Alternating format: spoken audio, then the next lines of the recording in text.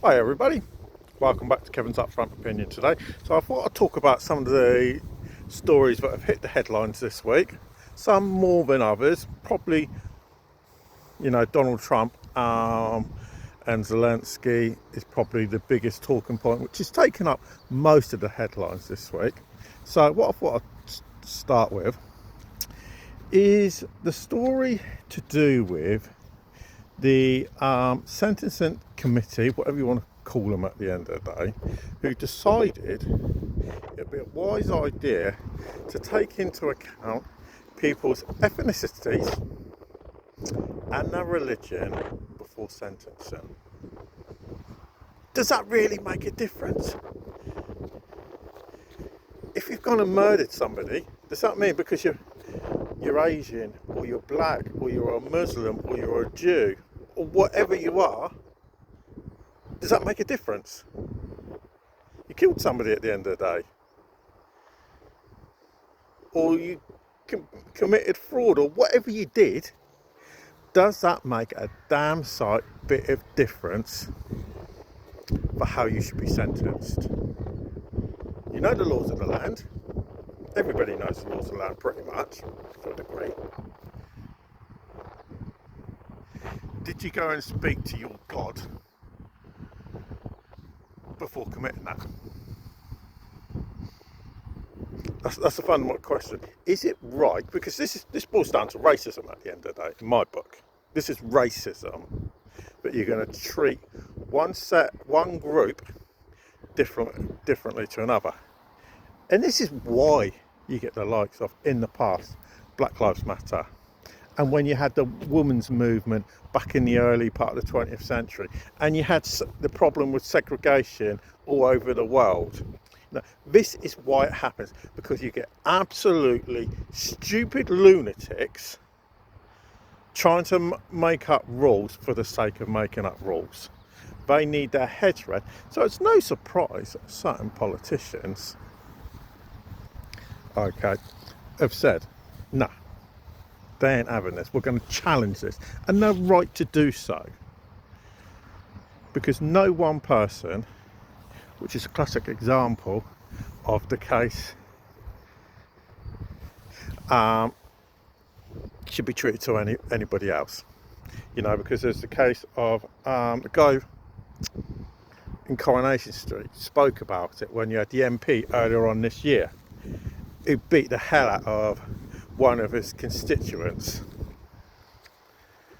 and he's got basically community service for beating the hell out of him. If it was you or I, we'd be going to jail. Should have been treated the same? Absolutely.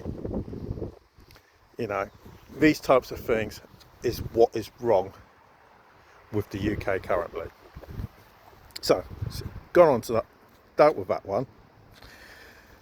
Next one is one that I spoke about yesterday, which is absolutely ridiculous.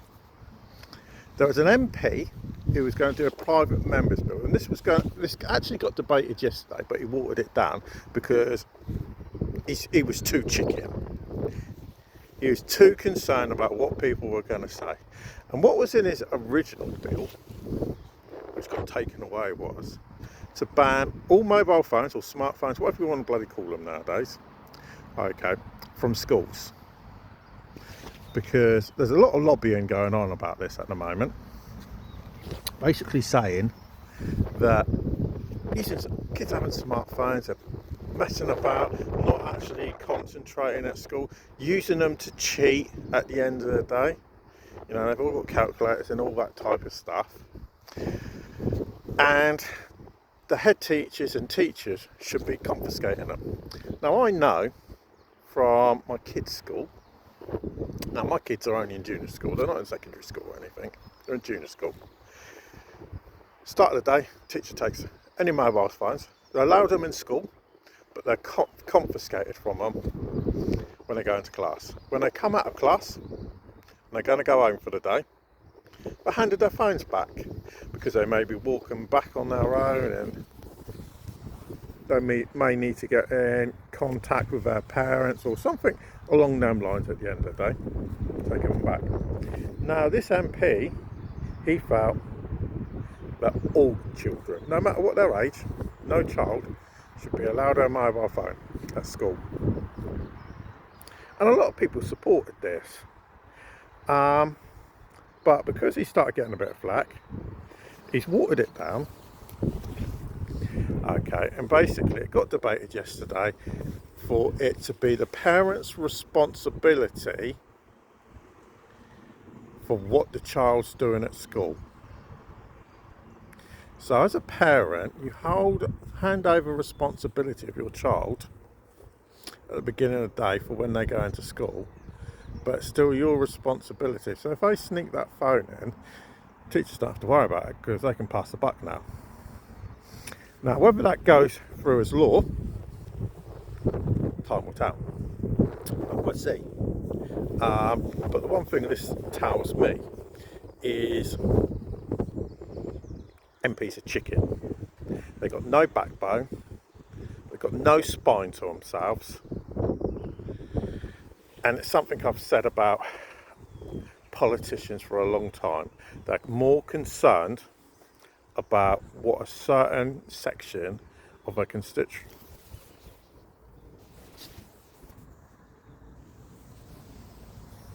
their constituency may say, rather than doing their job. And that's the fundamental problem. Now, there used to be a time when an MP would do what was right. Those days are long gone. They went a long time ago. When the old guard, the likes of Kenneth Clarke's era and before him. So them MPs are long gone nowadays.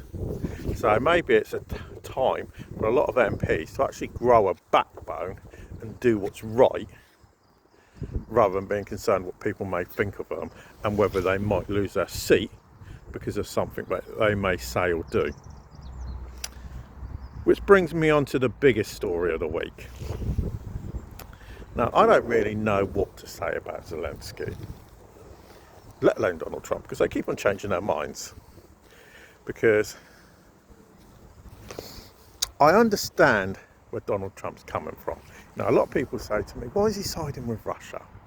Now, I understand why he's siding with Russia to a degree, which he is, because he wants to avoid World War III. Now, Donald Trump has called for him to resign last week. And Zelensky said, yeah, sure, I'll resign, as long as Ukraine get taken into NATO. Now, the reality is, Ukraine can't be taken into NATO. As long as they're at war with Russia, they cannot, under any circumstances, be taken into NATO. And a lot of people say to me, yeah, but why? Well, it's as simple as this. An attack on a NATO country is an attack on all. It boils down to that. It's as simple as that. Which means you start World War III. You end up dragging America, Canada, the UK, France, Germany, Spain, Italy, basically all of Western Europe and part of Eastern Europe into a war against Russia. So fundamentally, Ukraine cannot be accepted into NATO. And then boils down to the underlying question. Is there an end game? Well, there's got to be an end game at the end of the day, because this can't go on. You know, Putin said in the last couple of days that he's willing to come to some kind of agreement for a ceasefire. Ukraine have now, well, Zelensky's now said that he's willing to go under the arm of Donald Trump, but consider it was the Americans that bloody started this war at the end of the day in the first place. And if you actually look at your history books, you'll actually realise that. It should be the Americans that end this, but something needs to be done quickly. And at the end of the day, Zelensky's just going to end up being another whipping boy for the Americans. And it's as plain and simple. And all you Americans can come back and hate me for saying that, but that is exactly what he's going to be. He's going to hand over everything, and he's just going to be that whipping boy. You know? So, those are the main stories. There was one other story which was actually quite funny, which I came across yesterday. Now, for any of those that don't know, I grew up in Southampton. That's where I grew up, that's where I was born, spent most of my life. I don't live there anymore, thankfully. And I came across a case, and I can't believe how long this took. Now, back in March 2023, when Southampton Football Club were last in the Premier League before they got relegated, I should laugh considering I come from Southampton. Tottenham Hotspurs came to the St Mary's Stadium, and after the game there was a big punch up, as you like to have on a Saturday afternoon. I take it was a Saturday afternoon, it might be a Sunday or midweek game, I don't know. And the Southampton fans got a bit rowdy, probably because they got another smashing like they do this season from everybody.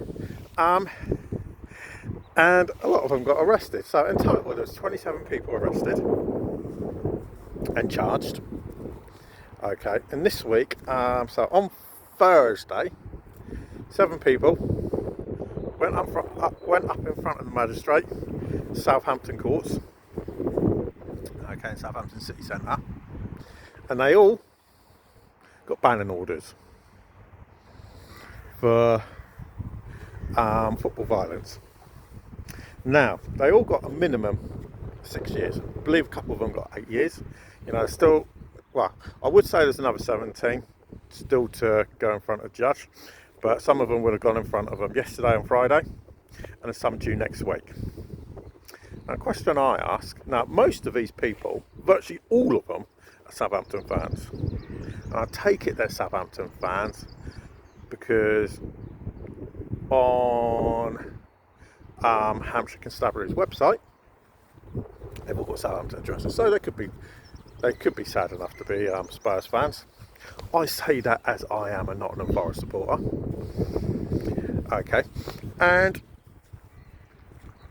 so there are still 17 to go, but they've got a minimum of 6 years. A couple got 8 years, but the question is a minimum of 6 year banning order from going to any football stadium long enough. You know, the days of the 70s and 80s are well over.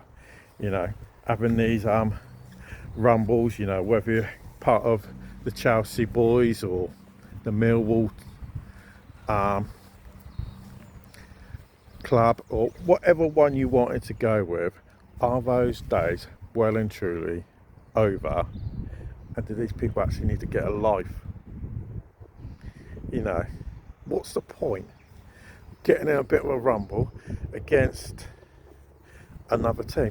And to be honest, Southampton fans, it's Tottenham, it's not Pompey. I can understand that. To a degree. You know, if Southampton get a game against Pompey and you're all getting a scrap, you know, somebody coming from Southampton, I can understand that. But this is Spurs. There's no real reason to have gripe with them. Yet they've taken your manager in the past, or two, taken a few players, but you got money in return for it. So what on earth are you bloody thinking? You know, these are grown adults that need to get a life. And to be honest, they're going to have to get a life because they ain't going to be able to go to football for the next 6 to 8 years. So let us know in the comments down below what you think. If you disagree with me on anything, it's fine, it's no problem. You know, just put it in the comments, tell me what you think. But for now, thanks for watching, and I'll speak to you again a bit later.